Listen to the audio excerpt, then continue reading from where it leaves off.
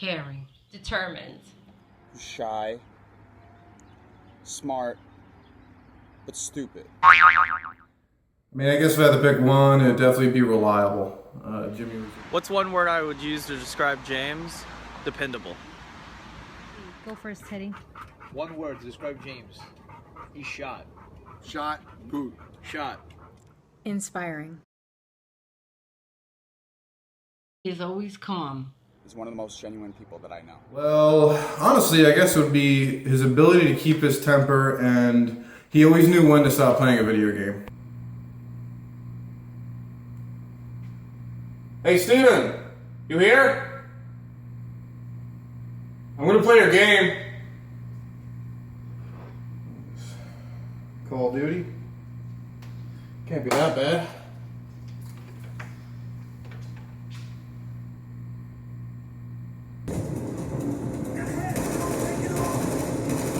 We don't want that bastard airborne. A flashbang! Oh, it's just a flashbang. Don't worry, guys. No big deal. You gotta be kidding me! What's your favorite quality about James? Overall, I think he's a really reliable and loyal guy. Favorite quality about James would have to be, honestly, he's pretty intelligent. Smart guy. How he treats others and what he does for them. He is such a good son. He does so much for his parents, for his sister, his friends, me, my family, and never asks for anything in return. He is truly modest and unbelievably humble. I think many people go to him for advice, not only because he's very informative, but I think how you feel in his presence. You feel very, very welcomed. And to quote my grandmother, she came up with this, although I've never heard this before in my life. She would say, James smiles with his eyes. And as crazy as that sounds, she actually nailed it. That's exactly how you feel in his presence. You feel like he's really listening. He doesn't let the little things get to him. I admire James's experiences and how they've made him a well-rounded, open-minded person. I'd have to say his ability to always wake up on time. 7 a.m. sharp. I admire his dedication, whether it be excellence in his career or his education or this dedication to his loved ones.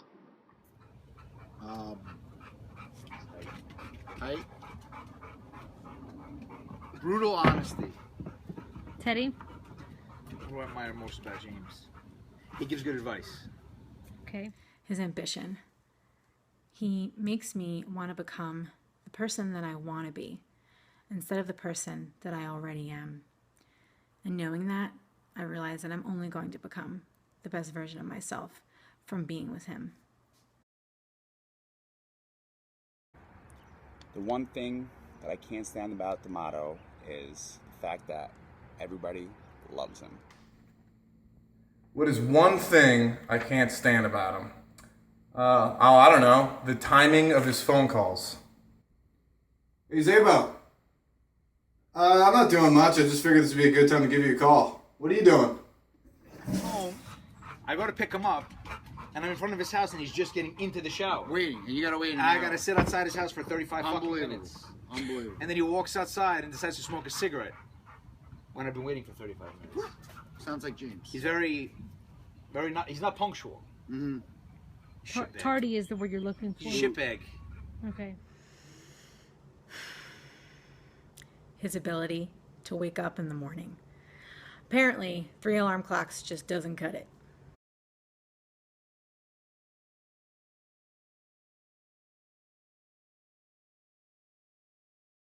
Funny, smart, and curious.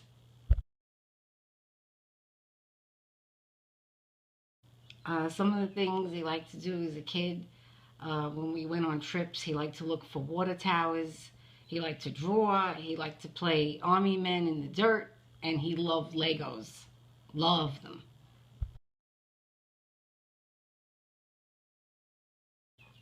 One of the things he did that amazed me When he was about 2 days old, he was still in the hospital. We went to see him in the nursery, and he actually picked his head up. He actually was lifting his head up. One of the only babies there that was doing that. And we thought it was really cute. And then boot camp, I was amazed that all the things that he said he had to go through to complete the becoming a Marine. And I was proud of him, and I was amazed too.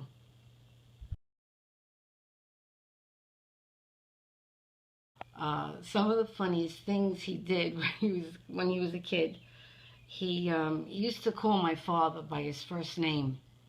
He used to hear my mother calling him, and he used to do it. And it was funny. We just thought it was cute. He used to say, Joe, Joe. And then another thing, we went away. We went to Woodlock, and we went with his Aunt Mary and his Uncle Tony and his cousin Michael, and they put on a show at one of the nights there. And it was all about like Father Time. They went through the years, the 20s, the 30s, the 50s, the 60s. At the very end, they brought out this big ball which represented the world. And we were all sitting there, and they rolled it out on sort of like a cart. And he was saying, whoa, whoa, whoa, look at that, look at that. And it was just funny because we were laughing and people around us were laughing. We thought it was really cute. It was funny.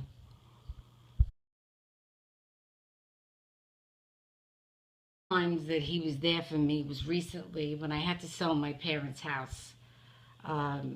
He really guided me in the right direction, and he helped me a lot. He consulted one of his friends who was an attorney, and he gave me advice, and he really helped me, and I'm forever grateful to him.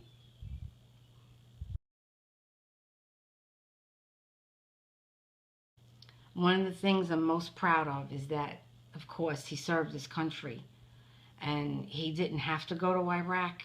He wanted to go, and of course, as a parent, you don't want your son or daughter to be there, but I was very proud of him, and I still am.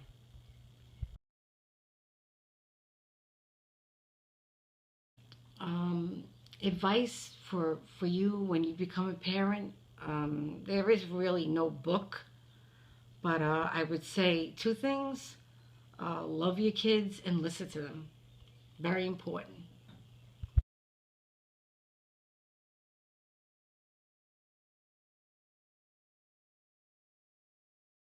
Entertaining. Growing up, James always made me laugh.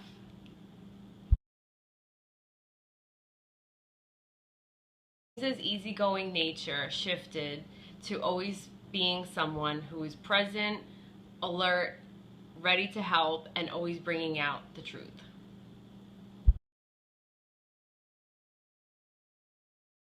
My favorite memory is when we would play cops and robbers on our bicycles as kids.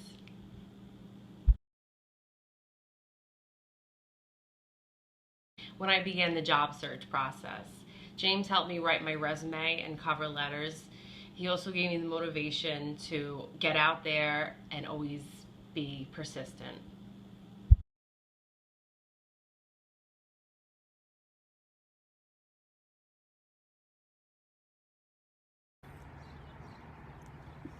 I didn't like him. I would often go on bike rides to my cousin's house, and he lived by my cousin, so whenever I went on a bike ride, I would often see D'Amato playing in his driveway. And we would make eye contact, but I never said hi to him. Not once. I actually made an effort not to say hi to D'Amato, but whenever I saw Hacker out, who lived across the street from him, I always said hi to Hacker. I don't know why I didn't like D'Amato. He was very shy and timid growing up, and I'm pretty sure I've seen him lick the windows on the bus on a couple of occasions, so yeah. Another memory that I have of him, more so his father, is when D'Amato first entered the military, and when he went away, I was working at Staples at the time. And his father would often come and visit me, and he always had two questions. two questions every time. He would never fail to ask these two questions. One, Kais, do you guys have AutoCAD? Mr. D'Amato, we have never had AutoCAD, and we will never have AutoCAD. He would always come in, do you guys have AutoCAD? No, Mr. D'Amato, we don't have AutoCAD. And then he would ask, have you spoken to my son? And that answer would also be no. And then he would leave, and then maybe a couple days later, he would come and ask me those two questions.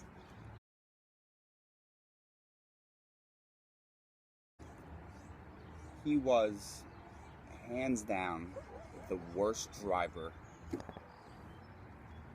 have ever stepped foot into Deer Park High School. I mean,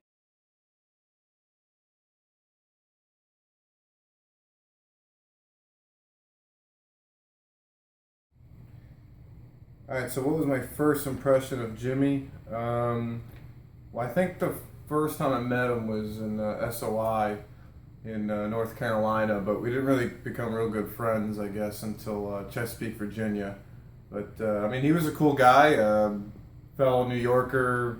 He was just, that's actually how him, myself, and another guy, Mitch, got to become real good friends because we're all from New York. I mean, he was just a typical smart-ass New York guy, and we got along well, and plus I needed a towel boy at the gym, so, you know, he fit the role just perfect.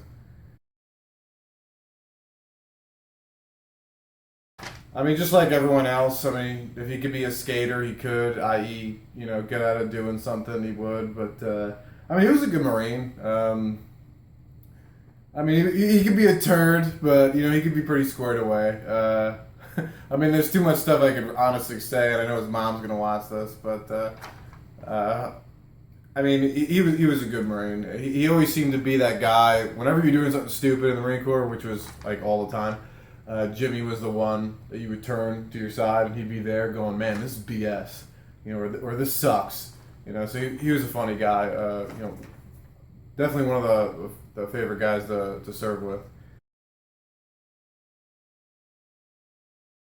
To be honest, I'm sure if someone's watching this, everybody probably knows just as much as you know I do. You know, he has a really short temper. I honestly think he's bipolar, but honestly, if people are watching this, you all already know that.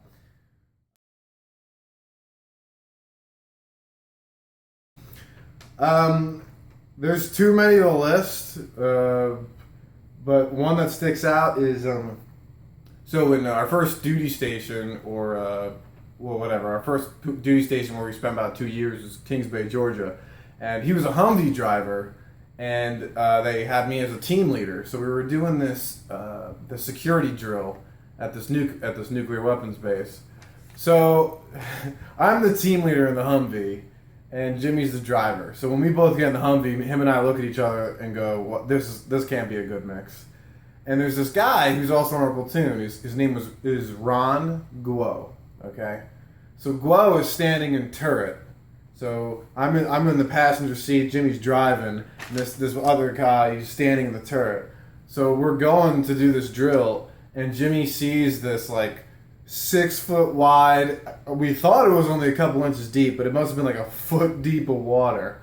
So Jimmy thinks it's funny to hit this puddle of water. Well, he floors it, like he guns it, and nails this, essentially a pool of water. And I swear to God, every single drop of water got onto Ron Guo, the guy in gunner. So him and I are in the front seat. He stops the vehicle, we look up, and this poor kid is completely drenched. And honestly, it was one of the funniest things I've ever seen when I was in the Marine Corps, because this poor kid, he had glasses on, he actually had to take them off and like wipe them. Drenched from the waist up, but I think Ron got his revenge about 5 years later when we were in Atlanta, and Jimmy had a little too much to drink, and we ate Checkers. But well, I'll let Jimmy finish that story. You can ask him about him puking in a paper bag. That didn't work out so well. Honestly, there's too many to list. You know, he was there for graduation. When I graduated Georgia Tech, he was my roommate in college. Obviously, we served together, and he was, you know, probably my best friend in the Marines. And you know, it was a pleasure serve with him and go to college with him. And he was there for me all the time. We're studying, going out drinking, complaining with. And then finally, I guess most recently, pulling through. He was my best man for my wedding, and he did an amazing job for the bachelor party. And it was a time to remember for the rest of my life, and I owe him, and I thank him for that, and I'll never forget it. So, I guess on that note, Jimmy, you're getting old, and enjoy your 30th birthday. Happy birthday.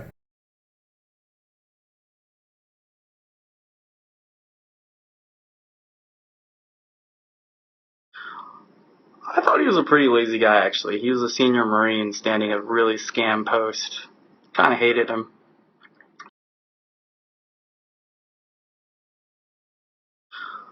I guess most people wouldn't know that he took his mother to the Marine Corps ball of either '05 or '06. That's when we were at Kings Bay together. He introduced her to his entire platoon, and I thought that was a really brave thing. Most guys didn't have that. They didn't have that on their minds, they were after other things. I'm sure she was incredibly proud of him. I thought in that instance, he really illustrated his character in class, which was pretty rare amongst our peers at the time. Funniest memory I have with James, actually, is this night we went to a party during my internship at Deloitte. I won't bore you with the details, but we got sufficiently wasted, and Zabo and James actually got my intern class calling me Lloyd after the guy from Entourage, the gay Asian guy. Now, as we left the party, we decided that it would be a good idea to eat at Checkers. That was a completely horrible idea. On the way home, James actually had to puke, and the only thing we had in the car was this paper bag from Checkers. Now, the moment he started to blow chunks, this bag completely gave out. So there's puke all on the inside of this car. So he moved to throwing up on the outside of his car. Now that was an extremely bad idea, because now the puke was on the outside and inside of the car. Oh man, we had a hell of a time. In the morning when he had to take me home, I actually had to hold my breath almost the entire time because I was going to puke in the morning.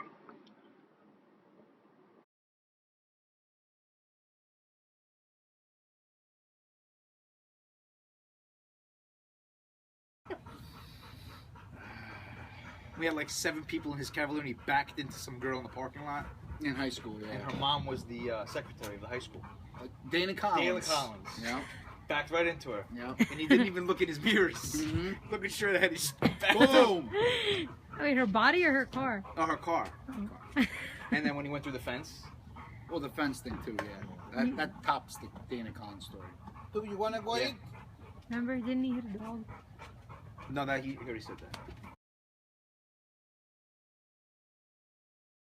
He goes to the bathroom and he has to take off all his clothes. Completely ass naked. You gotta get shit. butt naked just to take a shit. And the story with the Cavalier. What about it? Most people don't know that he took his mother's car out and middle of the night crashed through a fence. Said that a dog jumped out in front of the road. That's the next question. No, but that was the story. He said he avoided a dog, and he had to avoid a dog by crashing through a fence. When he really was just doing donuts in a parking lot and went through a tennis court. But pretty much, he did an e-brake. Yeah, e-brake practice. All right, cut.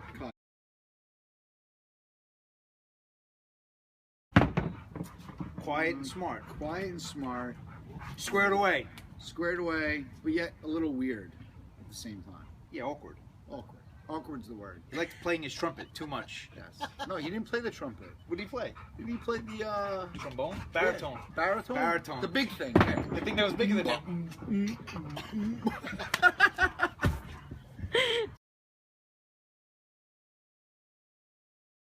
You. Yeah, I know when I was in boot camp, about 2.5 months into it, I was zombied out. I haven't seen anybody I knew in a while. And out of nowhere, my drill instructor said that I got a visitor, which nobody in boot camp gets visitors. And I walk out of the squad bay and I see James standing there in camis. Aww. And it was actually like the first time I was like, holy shit, it's somebody I know. And it was pretty cool, you know. Took a little break from boot camp when I seen him. Yeah. Come on. Teddy? Teddy, your input?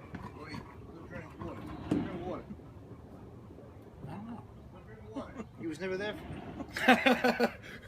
No idea. Anytime I need advice, I usually call him. He's a good listener. So he's there for me whenever I need him. It's like a girl. He's a good listener. He's a good listener because he's got nothing else to do. I He's hear living you. in Cincinnati. I'd stay on the phone with him for 4 hours at a Well, time. but he has nothing else to do. He lives in the sticks. Talk shit about you. Right. Talk shit about Savaris. Yep.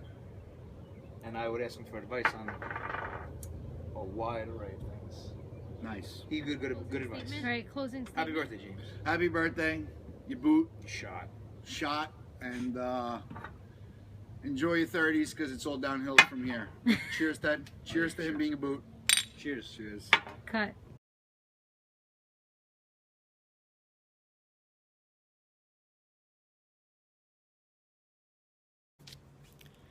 I was actually quite intimidated by him. He had a quality about him that made me nervous but calm at the same time. I liked him instantly. I was actually quite scared the first night that I met him because I was so taken by the fact that how fast I liked someone in such a short period of time that I was actually a complete mute.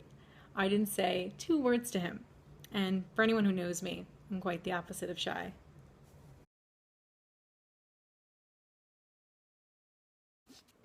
When I decided to become an actuary, he was very encouraging and extremely supportive. He actually taught me the basis of calculus, which is how I was able to pass my first actuarial exam. So thank you, James. I created this video to let you know how appreciated you are and how grateful we are to have you in our lives. You've accomplished so much and have gone above and beyond for others in these past 30 years that I can't imagine what you're going to do in the next 30. I can only thank God for sending you into my life. I hope you enjoyed our stories and know that you are very, very much respected and loved. Happy birthday. Love you.